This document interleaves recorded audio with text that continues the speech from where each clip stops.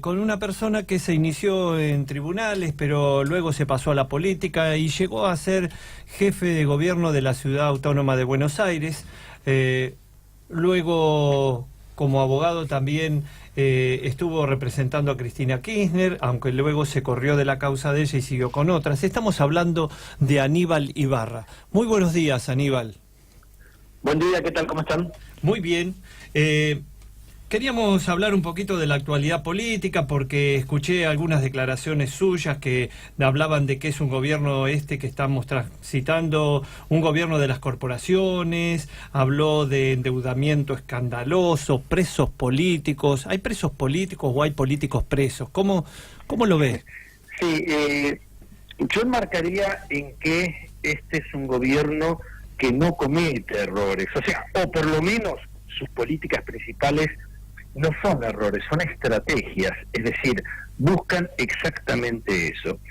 Tienen una particularidad, que no es poco, y que está dentro del juego de la democracia, que llegan mediante el voto popular, pero llega la derecha liberal, la que fue socia de la dictadura del 76, llega mediante los votos. Y entonces va directamente por una estrategia que es, digamos, de transferencia de recursos de lo público a lo privado. Entonces, lo primero que llegan es llegan y bajan retenciones a los grupos agroexportadores, y esto no es que genera más empleo, más riqueza a la Argentina, aunque sea en forma indirecta, no, es directamente transferencia de recursos. Lo que antes le tomaba a los grupos más poderosos el Estado para invertirlo en políticas públicas, ahora es al revés.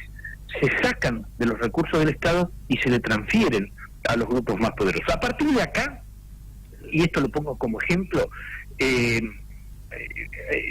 las políticas públicas se basan en, claro, a ver, cuando uno hace este tipo de cosas y saca recursos públicos, esto es como si alguien tuviera, no sé, 4 ingresos y renuncia a 1 o 2, y le falta plata, claro que le falta plata.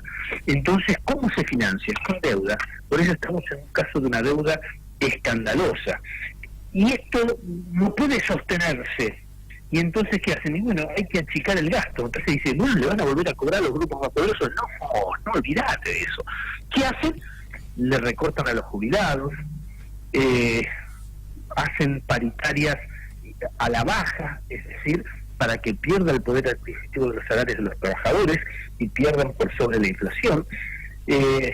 Y entonces, más allá de que el modelo necesita represión, también aglutina un sector que ve con buenos ojos ese orden que en su momento también justificó la dictadura. Entonces, aprueban las represiones, aprueban que la policía pegue palazos, y esto el gobierno lo lleva a cabo con esta estrategia, con un personaje, digo, que es la cara visible, pero no es más que un soldado de esa causa, como es Patricia Bullrich.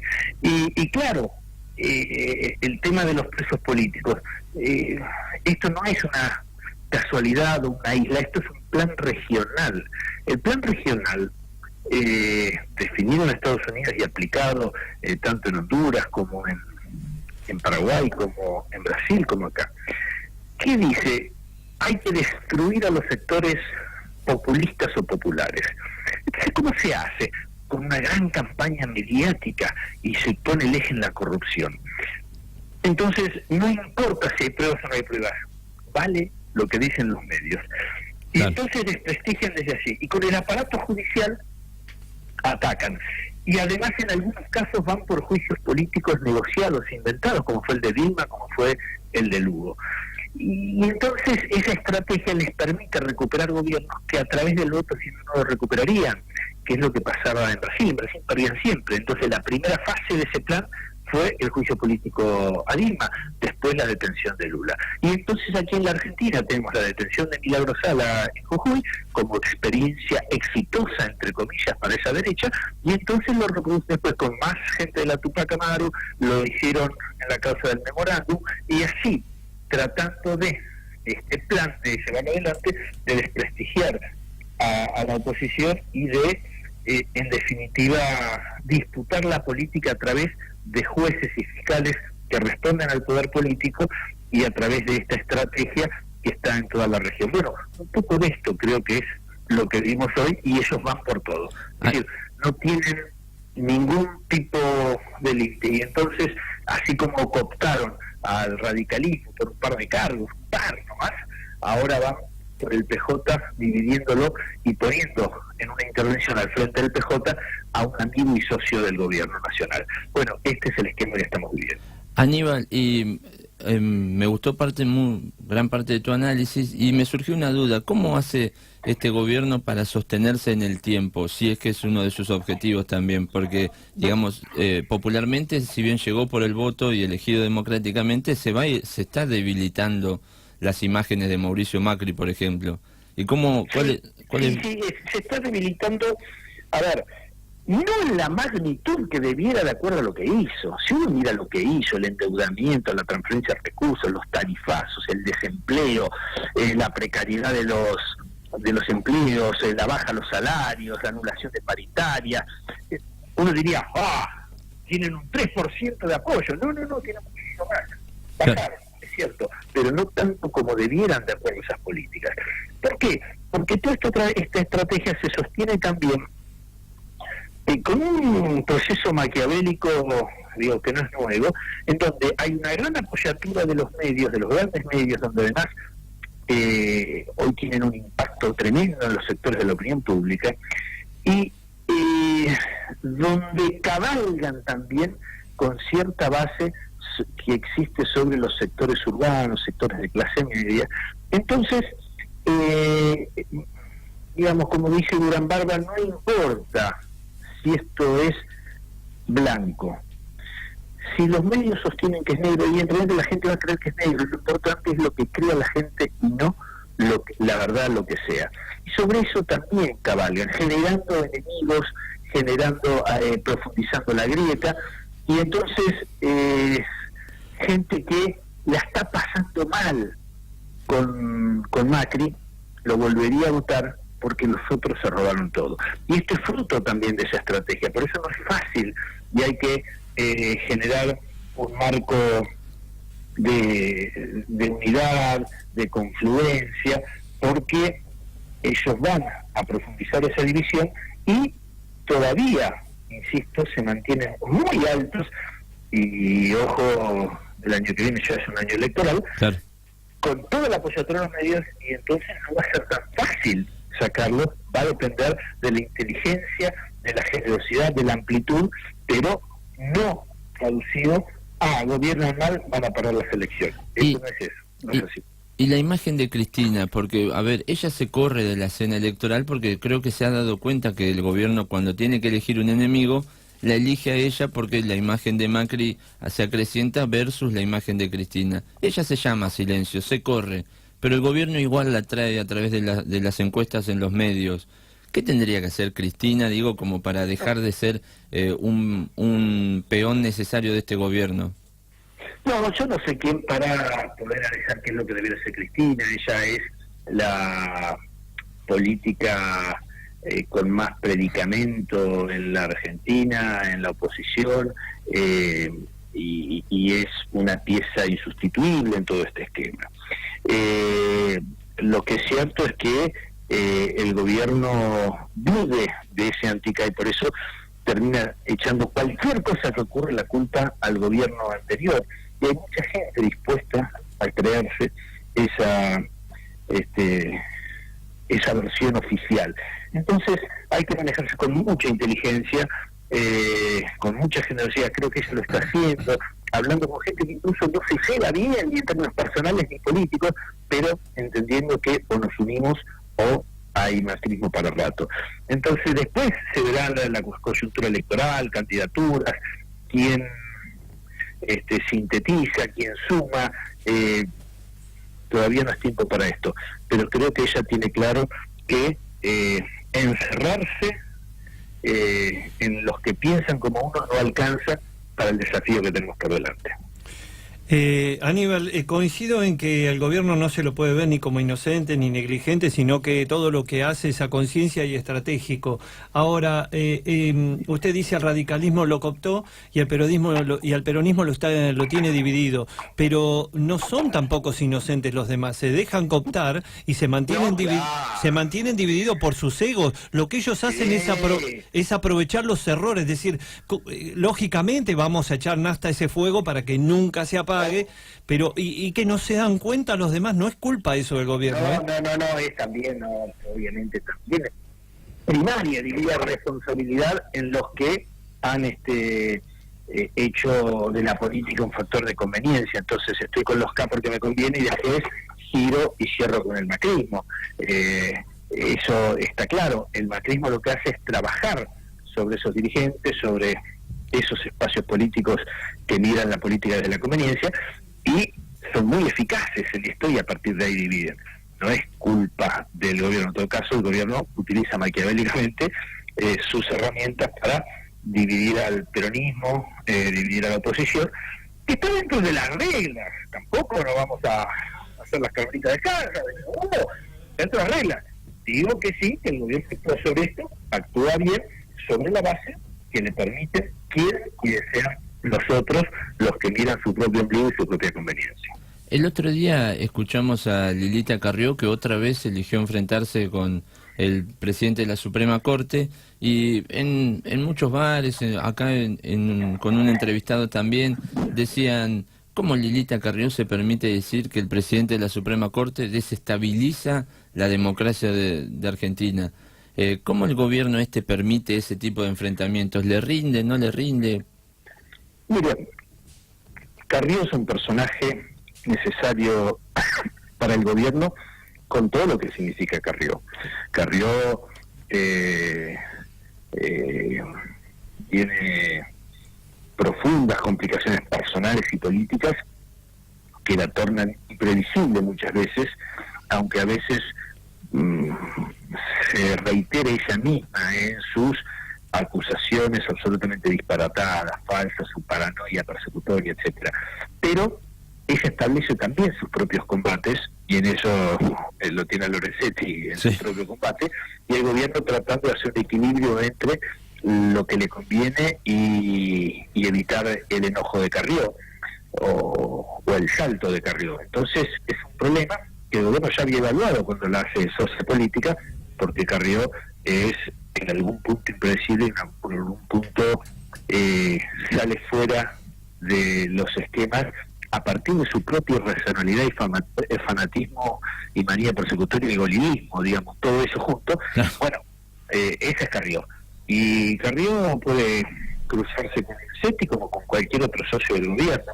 Ellos lo saben, pero también Carrió les aporta mucho al gobierno. Pero también es planeado por este gobierno, porque digo... No, eso no es una estrategia que la mandan a Carrió hacer eso.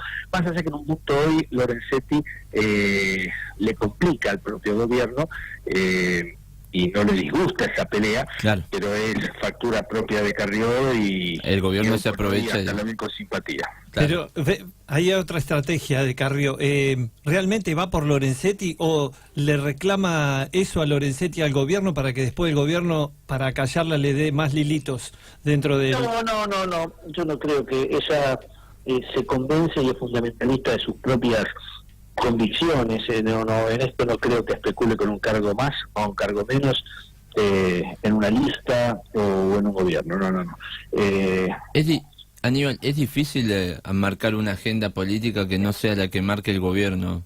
Porque el gobierno... Es difícil, a veces al gobierno, lo que pasa es que también sale con otros temas que captan la agenda y también nos pasan los elefantes por delante, es decir, desde temas necesarios, esto debo destacar del gobierno, como el tema del aborto, hasta situaciones de conflictos particulares que le sirven al gobierno para desviar la atención de lo que necesariamente podría ser la agenda de la gente, con tarifazos, pérdidas de empleo, inflación, que estamos en un proceso inflacionario tremendo, y bueno, sí, el gobierno oscila en una estrategia donde siempre saca temas para torcer un poco lo que podría ser la debacle económica, del fracaso económico de este gobierno, y con esto buscan llevar la atención de la gente por otro lado, mientras transitan esos caminos que más tarde o más temprano le van a explotar. Claro, porque se me vino a la mente en esta charla cuando vinieron las acusaciones hacia Cristina, enseguida se puso el foco también en Bonadío, digamos en el currículum de Bonadío, y después, como se ve que no rindió eso porque había muchos heridos por parte de los dos lados, se cambió la agenda, se fue para otro lado, y así a la justicia se la dejó en paz por un rato, hasta que ahora Carrió volvió a la carga contra Lorenzetti. Porque en un momento también se cuestionó la justicia si era cómplice o no de este gobierno. Sí, eso le sirve al gobierno, y las detenciones transmitidas por cadena nacional forman parte pero lo que pasa es que es cierto que no le dura mucho tiempo. O sea, uno puede desviar la atención con algo durante una semana, 10 días, y después empieza entonces bueno, no pueden sostener la misma situación durante 1 o 2 meses. Por eso creo que ya está pensado de antemano en la estrategia que van a tener que ir poniendo otras cosas delante, porque las detenciones o las cosas con Cristina, lo que fuere, tienen una duración limitada, es así. ¿Y en qué tipo de país se puede permitir que un ministro de la nación diga que él no va a traer su dinero porque no confía todavía en el país? ¿Cuál fue el caso de Aranguren? Los medios son socios del gobierno, y entonces en lugar de destacar esas cosas destacan cualquier otra, y eso pasa. Y hoy lo que no está en los medios no existe, porque estamos en una sociedad mediatizada. Bien, y en el caso de los gremialistas, ¿son todos culpables? En algunos casos, ¿usted nota que hay persecución? Gremialistas hay de todo. Hay excelentes gremialistas y hay tipos que se han enriquecido a costa de entregar a los trabajadores. Lo que pasa es que el gobierno, en pos de sus reformas, entre comillas, su entrega laboral, es un gobierno extorsionador y que tira carpetazos contra todo, contra los gremialistas incluso. Entonces, eso expresa una forma de actuar del gobierno donde no convence con el debate, con el discurso, sino convence con el aprieto y la extorsión. Hoy nombramos a los radicales, y hace un par de semanas nosotros le hicimos una nota a Ricardo Alfonsín, y él decía: yo no me puedo enojar con Macri, yo ya sabía lo que él iba a hacer. Yo me enojo con mi partido, que dijo que iba a hacer una cosa que no está haciendo ahora. Y un poco charlamos recién del rol del radicalismo dentro de Cambiemos, que usted dijo por unos pocos cargos. El radicalismo hoy se ha transformado en un socio menor de Cambiemos, socio de las políticas perversas de Cambiemos, y creo que esto le va a significar un costo en el electorado radical tremendo, porque las cosas no van a terminar bien y el radicalismo va a ser responsable. Macri efectivamente no engañó, era previsible que hiciera esto.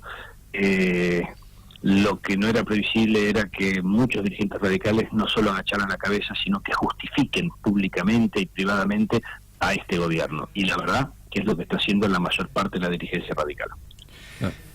Usted que conoce bien la capital federal, en la elección anterior, bueno, el gobierno con Carrió traccionó bien, Cristina siguió apostando a Filmus. ¿Qué pasa también ahí? ¿No funcionan las estrategias de la oposición?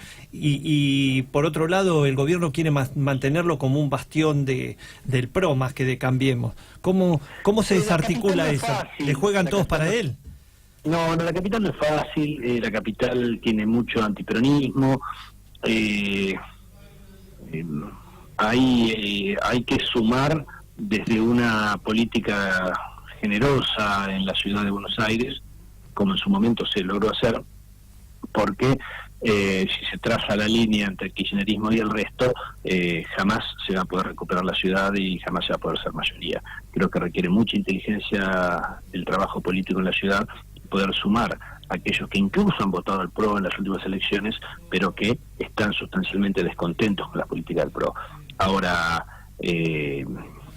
no se puede trazar una línea donde diga súmese al kirchnerismo y entonces votenos, porque eso no va a generar mayorías. Es necesario asociarse, admitir las diferencias, pero privilegiar lo central, que es el gobierno mediante el voto a quienes expresen estas políticas liberales. Bueno, es compleja la ciudad de Buenos Aires y no es fácil.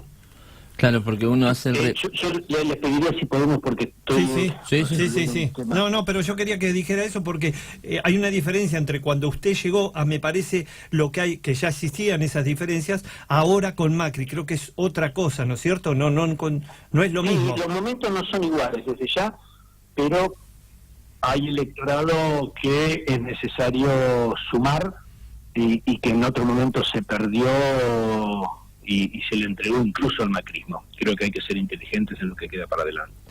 Bueno, muchas gracias por haber participado del programa. Le agradezco muchísimo. No, gracias por la nota, No, a usted. Ese era Aníbal Ibarra. Ahí está, es jefe de gobierno de la ciudad de Buenos Aires.